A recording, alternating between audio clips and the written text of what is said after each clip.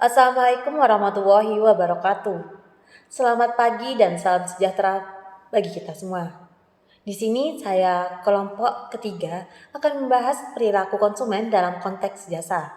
Sebelumnya saya ucapkan terima kasih kepada Bapak Ketut Indraningrat MSI selaku dosen pengampu mata kuliah pemasaran jasa. Sebelum memulai materi, perkenalkan saya Wardatus Soleha dengan akhiran NIM 1007 dan dua rekan saya yaitu Perkenalkan, nama saya Kornel Habib Nurjaya dengan NIM akhiran 1045. Perkenalkan, nama saya Elia Fida Juliawati dengan akhiran NIM 1053. Baik, saya akan melanjutkannya. Sepertinya sudah saya singgung mengenai judul materi yang akan kita bahas yaitu perilaku konsumen dalam konteks jasa. Mungkin saja dari beberapa kalian sudah memahami perilaku konsumen dalam konteks jasa, tetapi saya sedikit mengulang mengenai hal tersebut. Mungkin saja ada beberapa teman yang baru mendengar atau belum mengerti. Ya, perilaku konsumen yaitu perilaku yang ditujukan konsumen dalam mencari, membeli, menggunakan, mengevaluasi, dan menghentikan konsumsi produk yang diharapkan dapat memuaskan kebutuhan mereka. Hal ini sering ditemukan dalam kehidupan sehari-hari. Ketika kita ingin memenuhi kebutuhan kita, maka kita perlu mengevaluasi, mencari barang tersebut dan membelinya agar memuaskan diri kita sendiri dan merasakan kepuasannya.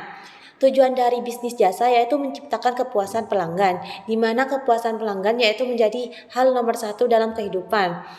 Kepuasan tersebut dapat memicu perekonomiannya. Pemahaman perilaku konsumen dapat mengetahui apa yang diharapkan pelanggan. Selanjutnya, mempelajari cara menjadi konsumen yang dalam menggunakan produk agar dapat membuat keputusan pembelian yang optimal. Selanjutnya yaitu model tahap konsumsi layanan. Di sini ada 3 model tahap konsumsi layanan. Yang pertama yaitu tahap pra pembeli, di mana tahap ini ada beberapa aspek. Yang pertama mencari solusi untuk kebutuhan yang muncul. Yang kedua mencari informasi produk. Yang ketiga mengevaluasi alternatif. Dan yang terakhir yaitu keputusan pembelian, di mana 4 aspek tersebut berkesinambungan. Di sini saya akan mencoba menjelaskan lebih detailnya. Mengenai munculnya kebutuhan dan keinginan, yaitu keputusan untuk membeli atau menggunakan layanan dipicu oleh kebutuhan yang muncul. Pemicu yang muncul ini biasanya yaitu yang pertama satu pemikiran bawah sadar, misalnya identifikasi dan aspirasi pribadi. Yang kedua kondisi fisik, misalnya lapar. Yang ketiga sumber eksternal, misalnya aktivitas pemasaran perusahaan jasa seperti iklan, promosi, diskon.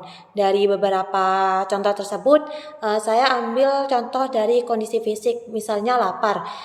Jadi ketika kita merasakan lapar, keinginan tersebut yaitu muncul keinginan untuk memakan sesuatu, yaitu seperti makanan, dan makanan tersebut kita dapat dari membeli atau memasak. Hal itu merupakan munculnya keinginan yaitu kebutuhan. Ketika kebutuhan tersebut sudah terpenuhi, maka terciptalah kepuasan.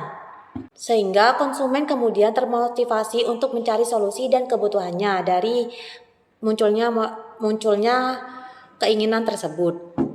Selanjutnya itu mengenai pencarian informasi, di mana yang pertama yaitu munculnya kebutuhan mengarah pada upaya untuk menemukan solusi.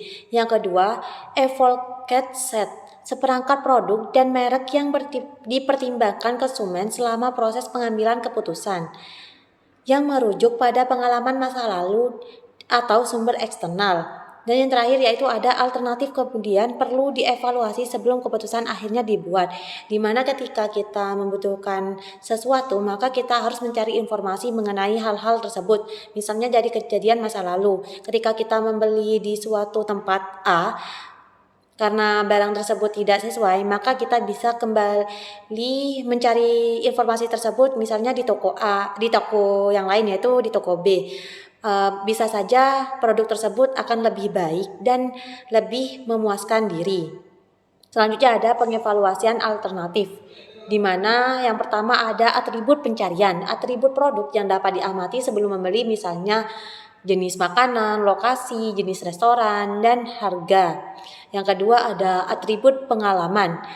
atribut yang tidak dapat dievaluasi sebelum membeli. Konsumen tidak akan tahu seberapa puas dia akan menikmati makanan, layanan, dan suasana sampai dia mengonsumsi secara nyata. Yang terakhir ada atribut kepercayaan, di mana hal tersebut yaitu atribut yang menurut pelanggan tidak mungkin dievaluasi dengan mudah, bahkan setelah membeli dan mengonsumsinya. Misalnya kondisi kebersihan dapur dan kesehatan bahan masakan.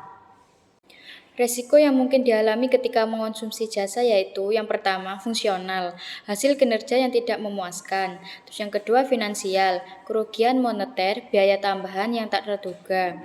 Yang ketiga temporal, waktu terbuang, penundaan menyebabkan masalah. Yang keempat fisik, cedera pribadi, kerusakan harta dan benda. Yang kelima psikologis, ketakutan, dan emosi negatif. Yang keenam, sosial. Bagaimana orang lain mungkin berpikir dan bereaksi. Yang terakhir yaitu sensorik, dampak yang tidak diinginkan pada salah satu dari panca indera. Baik, yang selanjutnya yaitu ada beberapa cara untuk meminimalisir resiko. Yang pertama yaitu mencari informasi dari sumber pribadi yang terpercaya. Yang kedua, bandingkan dengan produk lain dan cari ulasan serta penilaian melalui internet. Yang ketiga, pilih perusahaan dengan reputasi yang baik. Yang keempat, mencari jaminan dan garansi. Yang kelima, coba fasilitas uji coba. Yang keenam, konsultasi dengan karyawan yang berpengetahuan tentang layanan yang bagus. Baik, untuk materi selanjutnya yaitu keputusan pembelian. Keputusan pembelian merupakan pihak terbaik yang dibuat berdasarkan alternatif-alternatif yang telah dibandingkan dan dievaluasi. Keputusan dapat ditentukan dengan mudah jika resiko yang dirasakan rendah dan alternatifnya jelas. Keputusan sulit dibuat jika trade-off meningkat. Trade-off meningkat merupakan salah satu situasi di mana seseorang harus membuat keputusan terhadap dua hal atau lebih yang mengorbankan satu aspek dengan alasan tertentu untuk memperoleh aspek lain dengan kualitas yang berbeda sebagai pihak yang diambil. Setelah membuat keputusan, konsumen pihak pindah ke tahap transaksi layanan. Baik, yang kedua yaitu tahap transaksi jasa. Yang pertama, kontak konsumen produsen dalam transaksi layanan. Yang kedua, memahami sistem pelayanan atau the server system. Yang terakhir yaitu theater sebagai metafora untuk penyampaian layanan perspektif integratif. Transaksi layanan atau service encounter merupakan waktu di mana pelanggan berinteraksi langsung dengan penyedia layanan. Yang pertama, model and framework merupakan moment of truth. Pentingnya mengelola titik kontak dengan konsumen. Yang kedua, model kontak tinggi atau rendah, jangkauan dan sifat titik kontak. Yang ketiga yaitu model layanan atau serversion model, merupakan variasi interaksi. Yang terakhir yaitu metafora teacher, pengilustrasian untuk menggambarkan komponen layanan. Baik, yang selanjutnya, transaksi layanan mulai dari kontak tinggi hingga rendah. Yang pertama, layanan kontak rendah. Sedikit atau tidak ada kontak fisik. Kontak biasanya dalam jarak dekat melalui saluran distribusi elektronik atau fisik, difasilitasi oleh teknologi baru. Yang kedua, layanan kontak tinggi. Pelangganan mengunjungi fasilitas layanan dan tetap tinggal selama pemberian layanan. Ada kontak aktif dan melibatkan banyak orang dalam pemrosesan layanan.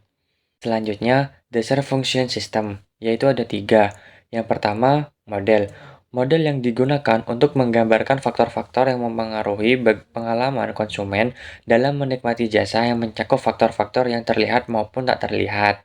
Yang kedua, operasi layanan. Ini teknis tempat di mana input diproses dan elemen layanan dibuat. Bagian ini biasanya berada di belakang dan tidak terlihat oleh pelanggan. Misalnya, di dapur restoran. Apa yang terjadi di bagian ini biasanya tidak menarik bagi pelanggan, kecuali jika hal itu secara langsung memengaruhi aktivitas di bagian depan. Yang ketiga, pengiriman layanan. Bagian di mana perakitan akhir, elemen layanan berlangsung dan layanan diberikan, melibatkan interaksi pelanggan dengan operasi dan pelanggan lainnya. Subsistem ini mencakup bagian sistem operasi layanan yang terlihat. Selanjutnya, metafora teater atau perspektif integratif. Itu ada 4. Yang pertama, fasilitas layanan. Fasilitas yang disediakan untuk menikmati layanan. Yang kedua, personil. Karyawan bagian depan layaknya para aktor, karyawan bagian belakang seperti halnya sutradara dan kru. Yang ketiga, peran.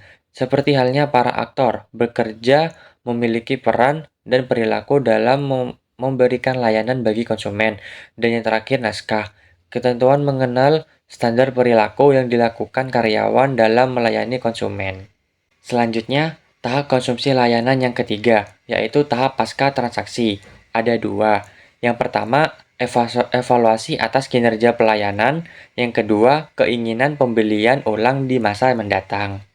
Customer delight atau melampaui kepuasan, yaitu kegembiraan adalah fungsi dari 3 komponen, kualitas layanan tingkat tinggi yang tidak terduga, gairah, misalnya kejutan atau kegembiraan, emosi positif, misalnya kesenangan, kegembiraan, atau kebahagiaan.